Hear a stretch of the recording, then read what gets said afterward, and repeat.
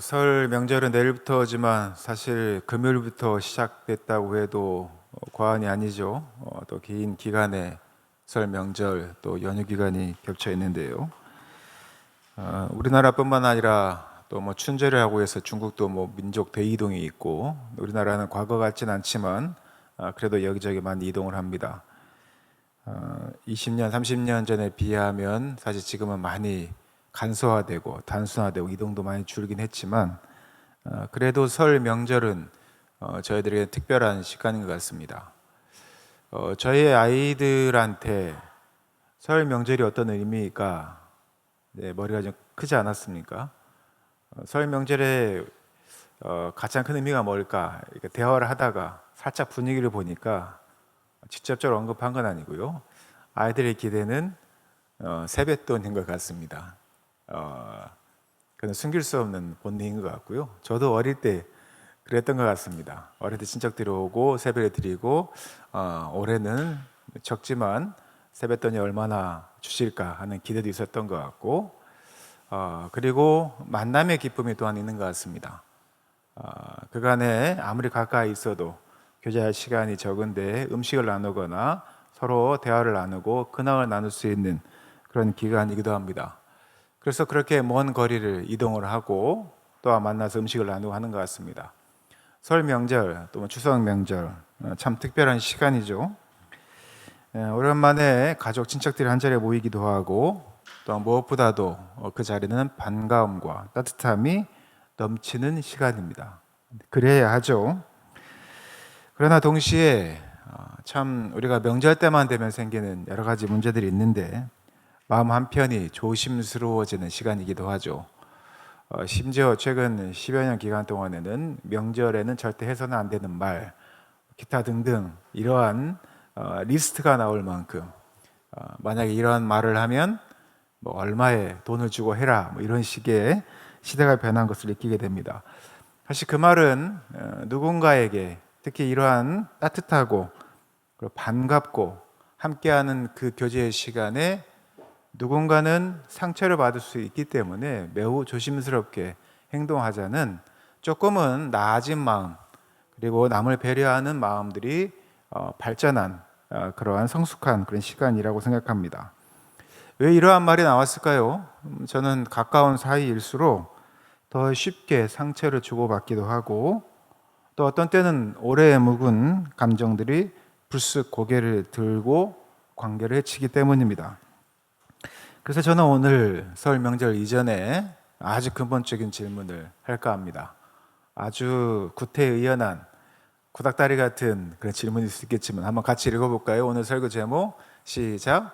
진짜 사랑이란 무엇일까? 자, 여기서 진짜 사랑이란 무엇일까라고 하는 질문을 우리는 인간과 인간 뭐 여러 가지 관계적인 사랑을 이야기하겠지만 오늘 본문에서 이야기하는 것처럼 성경에서 말하는 사랑은 무엇일까? 한번 살펴보고자 오늘 본문을 정했고요. 또한 제목을 정했습니다. 우리는 흔히 사랑을 감정이라고 이야기합니다. 누군가를 열렬히 사랑하는 마음, 그것을 우리는 감정으로 해석을 많이 하죠. 그 마음은 우리가 좋아하는 마음, 설레는 마음, 애틋한 마음, 이러한 감정을 우리는 사랑이라고 규정을 합니다. 그리고 이러한 사랑에는요, 당연히 감정이 포함되어 있습니다. 그러나 성경에서는 어떻게 말할까요? 성경은 이 사랑을 감정의 영역에 가둬두지 않습니다. 이 감정이라고 하는 것이 우리가 변하는 것을 수시로 발견하게 되죠. 오늘 본문인 고린도전서 13장, 여러분들이 읽은 특히 4절부터 7절까지 있는 말씀은 사랑을 전혀 다른 차원에서 이야기를 하고 있습니다. 제가 여러분들이 읽은 이 본문을 세 번역으로 좀 더 듣기 즐겁게 다시 한번 읽어드리도록 하겠습니다. 세 번역 성경입니다. 사랑은 오래 참고 사랑은 친절하며 사랑은 시기하지 않으며 자랑하지 않으며 교만하지 않습니다. 사랑은 무례하게 행동하지 않으며 자기의 이익을 추구하지 않으며 쉽게 성내지 않으며 남의 잘못을 마음에 두지 않습니다.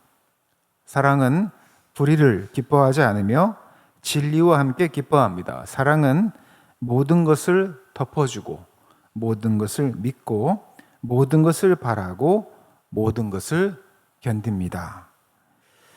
이렇게 고린도전서 13장 4절 7절에 있는 말씀은 사랑은 이렇게 정의를 하고 있습니다. 사랑을 단지 감정으로 이해하는 차원이 아니라 전혀 다른 차원에서 설명하고 있는 것이죠. 이 말씀을요, 간단히 여러분들이 가만히 묵상해 보면 한 가지 공통점이 보입니다. 이 사랑을 오늘 여러분들이 읽은 본문에서는 느낌으로 말하지 않는다는 것이죠. 사랑은 오늘 본문에 나와 있는 이 구절들은 정확히 말하면 태도에 대한 이야기입니다. 선택이라는 사실이죠. 어떤 태도를 내가 갖추기 위해서 어떠한 선택을 할 것인가 라는 것을 오늘 고린도전서 13장 4절 7절까지의 말씀이 분명하게 밝히고 있다는 겁니다. 느낌이 아니라 뭐다? 태도다.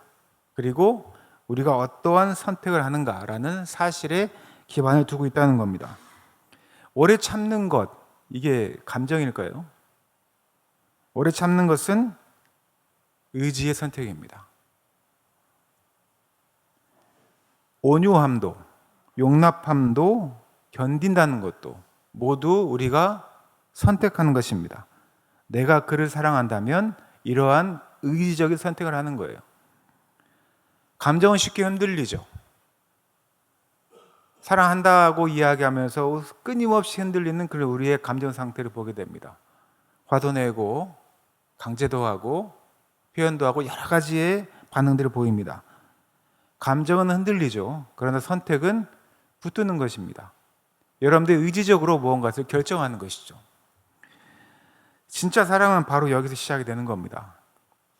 성경에서 말하는 사랑은 감정이 아니라 우리가 어떠한 태도로 그를 대할 것인가, 또는 우리가 그를 위하여서 어떠한 선택을 하는 것이라고 하는 실제적인 지침을 이야기하고 있다는 것이죠. 그래서 오늘 본문 말씀을 보면 우리가 세 가지로 사랑에 대해서 이렇게 규정할 수가 있는데요. 저는 맨 첫 번째는 이 사랑은 주는 데서 시작한다고 생각합니다. 우리가 보통 받는 데서 사랑을 시작한다라고 이야기를 하죠. 그러나 먼저 주는 데서 사랑은 시작합니다. 우리는 종종 이렇게 생각을 하죠. 저 사람이 변하면 내가 사랑하겠다. 또는 저 사람이 잘하면 나도 잘해주겠다. 이렇게 이야기를 합니다. 우리가 성경의 불문율을 보면, 황금률을 보면 너가 대접받고자 하는 대로 어떻게 하라? 대접하라고 이야기를 하죠. 내가 어떠한 태도와 어떤 선택을 하냐에 따라서 그 사람과의 관계선이 바뀐다는 거예요. 사랑도 마찬가지입니다. 성경에서 말하는 사랑은 조건을 내세우지 않는 것이죠. 너가 어떻게 하면 나도 어떻게 하겠다. 그런 기대들이 사랑을 감정으로 치환하게 하고, 그리고 결국에는 관계가 수없이 바뀌어지는 일관성 없는 그런 모습들을 보이게 합니다. 다시 말하면 사랑은 계산보다도 먼저 움직이는 겁니다. 가족 안에서도 마찬가지죠. 누가 옳은가를 따지기 전에 누가 먼저 사랑할 것인가를 묻는 것, 이것이 믿음의 자세입니다. 그러니까 우리가 사랑이라고 하는, 사랑장이라는 고린도전서 13장에 있는 말씀들을 읽으면서 내가 이것을 선택하여서 내 삶의 태도로 그에게 보여주느냐 또는 보여주지 않느냐가 사랑에 대한 표현으로 드러나게 된다는 것이죠. 명절에 가족이 모이면 왜 싸울까요? 어떤 거대한 싸움도 있겠죠. 재산 문제 갖고 싸울 수도 있겠고, 여러 가지 분란이 있겠습니다만, 사실은 가족이 모이면 말 한마디 어투, 사소한 말 한마디에 분위기가 좌지우지될 때가 있습니다. 이 말은요, 무심코 던진 말, 내 감정에 치우쳐서 무심코 던진 말이 누군가에게는 칼이 된다는 겁니다. 짧은 배려의 말이 그러면 반대로 누구에게는 큰 위로가 된다는 것이죠. 명절이 되면 분명 수고하는 애들이 있고 더 많이 수고하는 애들이 있습니다. 그러면 그들에게 칼이 되는 말을 할 것이냐, 아니면 짧은 배려의 말이라 할지라도 위로가 되는 말을 할 것인가 하는 것은 여러분들의 태도와 선택에 달려 있습니다. 사실은 거창한 행동보다는 우리 삶 가운데 관계 안에서 작은 선택들이 그 면을 드러내게 하는 것이죠. 그래서 부드럽게 말할 것인가, 이해하려 할 것인가, 한 번 더 웃어줄 것인가? 그런 사랑의 실제적인 모습들을 우리가 태도로 그리고 선택을 통해서 구체화하는 것입니다. 또한 그 다음으로 사랑은 기다리는 것이라고 저는 봅니다. 우리는 매우 조급한 시대를 살아가고 있죠. 내가 어떤 부탁을 하거나 또는 주문을 했을 때 이것이 빨리 실현되지 않으면 우리는 조급한 마음을 갖습니다. 빠른 결과를 원합니다. 빨리빨리. 우리 한국 사람들도 얼마나 좋아합니까? 즉각적인 반응을 기대하는 것이죠. 그러나 사랑은 속도를 강요하지 않습니다. 제가 과거에 그랬을 행동을 제가 저희 자녀들에게 똑같이 요구하는 게 있습니다. 그게 뭐냐면 우리 이 아이들과 함께 어디 이동을 하면 제가 먼저 차에 가서 시동을 걸고 기다립니다.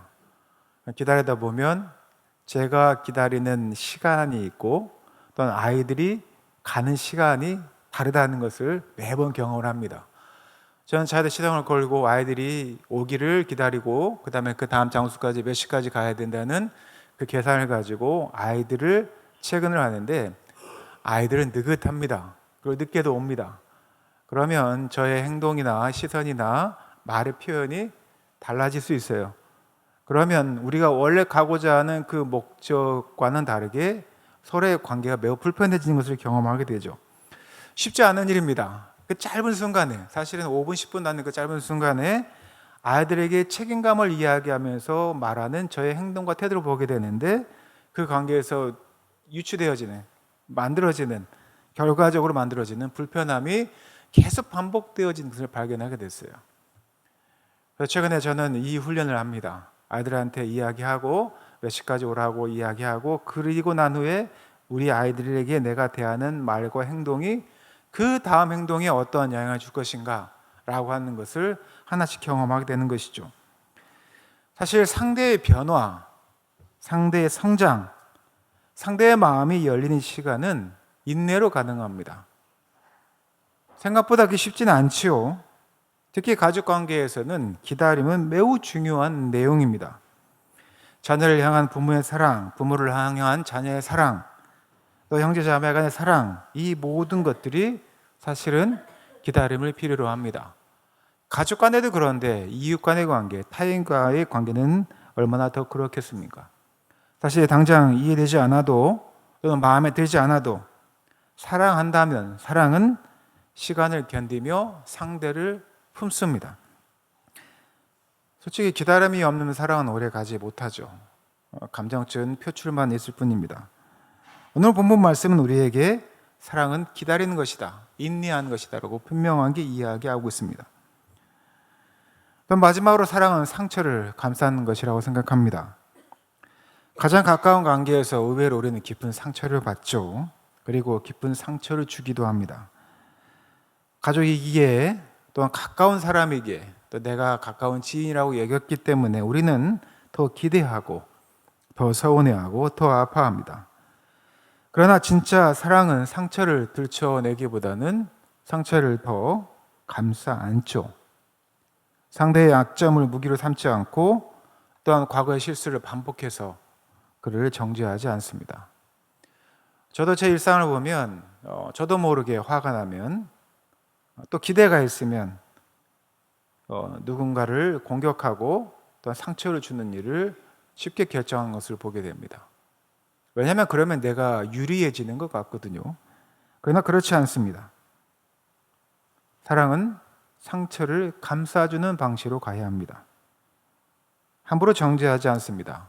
상대의 약점을 무기로 사용해서는 안 됩니다. 왜냐하면 예수님께서 우리를 사랑하시는 방식이 바로 이것이었기 때문입니다. 우리에게 허물이 없어서 또는 우리가 연약하지 않아서 하나님께서 예수 그리스도 우리를 품으셨을까요? 그렇지 않습니다. 예수님은 우리의 허물과 연약함을 아시면서도 우리를 품으셨습니다. 사랑은 상대의 완벽함을 전제로 하지 않습니다. 사랑은 부족함을 끌어안는 힘입니다. 설 명절입니다. 설 명절에는 여러분들이 각자의 현장에서 가족들을 만나고 함께 하실 겁니다. 그러나 저는 이게 단순한 가족 행사가 아니라고 생각합니다. 어쩌면 하나님께서 우리에게 맡기신 사랑의 훈련장이 아닐까 싶습니다. 가족 안에서 가장 많이 배우고 가장 많이 시험 받습니다. 그렇기 때문에 이 시간은 믿음의 가장 실제적인 자리라고 볼 수도 있죠. 그렇다면 우리 한번 여러분들 사랑하는 가족들과 함께 삶으로 오늘 사랑장에 나오는 고린도전서 13장 4절 7절에 있는 말씀을 여러분들이 한번 실천해 보면 어떻겠습니까? 먼저 사랑을 주십시오. 그리고 기다리십시오. 그리고 상처를 감싸 주십시오. 서운한 마음이 올라올 때 즉시 표현하기보다는 한 번 더 이해하려는 선택을 해보시기 바랍니다. 판단하고 싶은 순간이 있겠죠. 왜 저렇게 행동할까? 왜 저런 말을 할까라고 하는 판단을 할 때가 있죠. 그러면 왜 저런 말을 하지라고 하는 공감하는 선택을 하시기 바랍니다. 선택이 문제라고 말씀드렸죠. 과거의 기억이 떠오를 수 있어요. 전에 그랬었지, 그런 행동했었지라고 하는 기억이 떠오를 때가 있습니다. 그러면 정죄보다는 혹시 그가 나에게 정말 실제로 실수하고 잘못한 거라 할지라도 정죄보다는 용서를 하는 선택을 해보십시오. 사랑받기를 기대하기 전에 뭘 먼저 알아? 사랑을 주는 그러한 선택을 해보시기 바랍니다. 사실 사랑은 거대한 거창한 감정의 폭발이 아닙니다. 저도 그렇게 이해해 왔습니다. 숭고하고 엄청난 대단한 그런 거창한 감정, 그런 폭발 이런 걸 생각을 했는데요. 사실 이 사랑은 조용한 선택의 반복입니다. 그 선택이 쌓일 때 관계가 살아나는 것이고 가정이 회복되고 믿음이 깊어집니다. 생각보다 이게 쉽지는 않죠. 그러나 우리와 하나님과의 관계를 보면 우리는 이것을 쉽게 이해할 수 있습니다. 하나님께서 우리에게 감정적인 사랑만을 요구하실까요? 저는 그렇지 않다고 생각합니다. 하나님은 우리에게 의지적인 사랑, 결단적인 사랑, 십자가의 사랑을 원하신다고 저는 생각합니다. 그리고 사랑은 멀리 있지 않습니다. 이번 설 명절 기간 동안 특별히 우리 사랑하는 제교 성도들, 내가 어떤 말투로 그에게 이야기하고 있는가? 참 사람의 이 귀는 아주 예민하죠. 얼굴 표정을 보지 않고 말만 듣고도 그의 감정이 어떤지를 압니다. 말 한마디, 말 표현, 그 말투에 또 우리의 태도에, 우리의 반응에 우리의 감정이 휘둘리는 걸 많이 보게 되죠. 그래서 우리는 특히 이번 명절 기간에 우리 사랑하는 성도들, 내 말투가 어떠한지, 또 내 태도가 어떠한지, 내가 그들에게 어떻게 반응하는지 한번 깊이 들여다보시기 바랍니다. 말씀을 맺겠습니다. 이번 설 명절이 단순히 잘 먹고 잘 쉬는 시간이 아니라 서로를 향한 사랑을 다시 선택하는 시간이 되기를 축복합니다. 오래 참는 사랑, 기다리는 사랑, 상처를 감싸주는 사랑, 그러한 사랑들이 이번 설 명절 기간 동안 여러분들의 가정, 또 여러분들이 만나는 그 관계 속에서 충만하기를 소망합니다. 사랑은 느낌이 아니라 결단입니다. 사랑은 순간이 아니라 방향입니다. 그리고 사랑은 감정이 아니라 선택입니다. 이 사랑 안에서 우리 사랑하는 제교 성도들, 이 설 명절 기간 동안 이 관계를 회복하고 또한 서로 사랑을 주는, 사랑을 경험하는 귀한 설 명절 되시기를 예수님의 이름으로 축원하고 부탁드립니다. 함께 기도하겠습니다.